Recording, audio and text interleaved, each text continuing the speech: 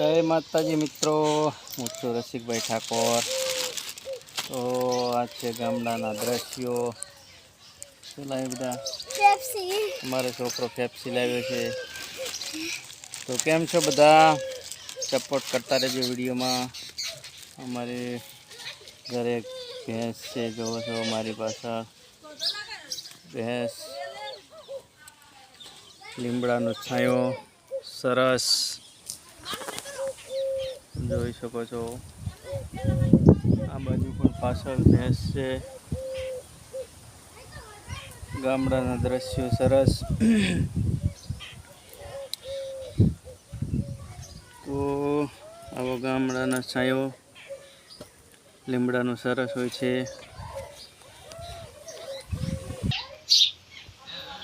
અમારે ઘરે ગાય છે,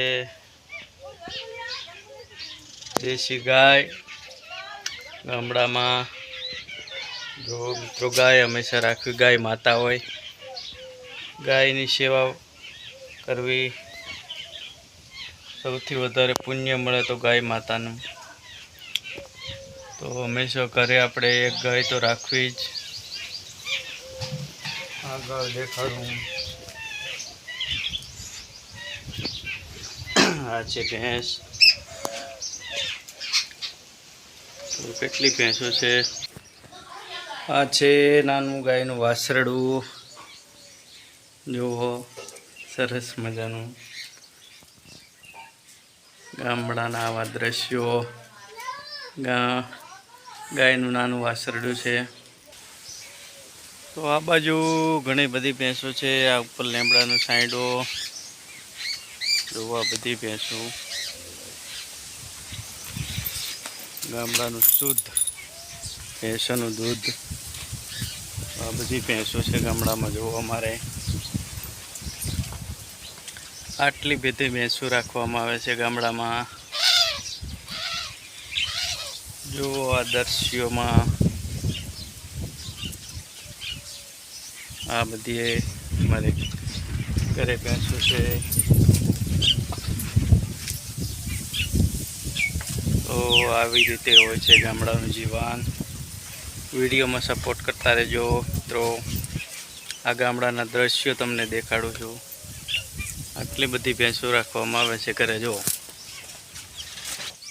ગામડામાં લીમડા નીચે જુઓ આરામ કરે છે। ગામડાની આવી મોજ જુઓ, મજા। પેપ્સી ખાય અમારો છોકરો, આવી મોજ હોય ગામડાની। તો આ બાજુ પણ લીમડા નીચે ભેંસો બાંધેલી છે। ખાટલો નીચે રાખ્યો લીમડા નીચે। તો આગળના થોડાક દ્રશ્યો દેખાડીશ તમને। જુઓ મિત્રો, આ છે દેશી કારેલા। તમે ક્યારે જોયા છે કે નથી જોયા કોમેન્ટમાં જરૂર બતાવજો।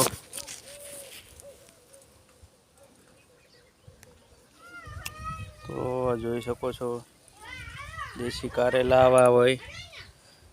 ડાયાબિટીસ થતી હોય તો આ કારેલા ખાઓ તો આના દ્વારા ડાયાબિટીસ મટી જતું છે। દેશી કારેલા છે, જોઈ શકો છો।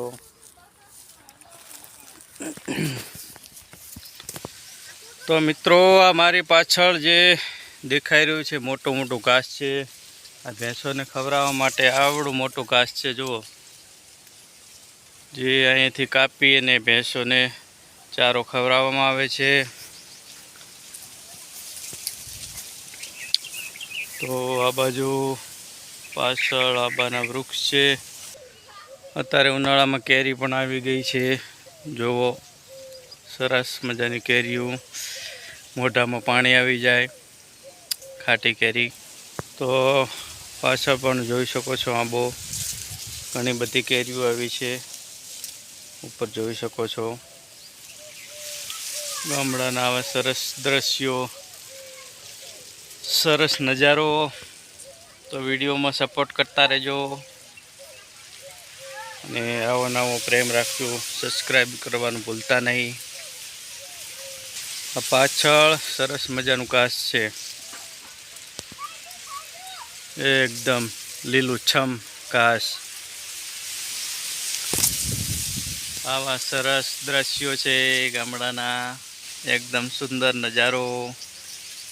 તો વિડીયો કેવો લાગ્યો કોમેન્ટમાં જરૂર જણાવજો. જય માતાજી. હું છું આપનો રસિકભાઈ ઠાકોર. સપોર્ટ કરતા રહેજો.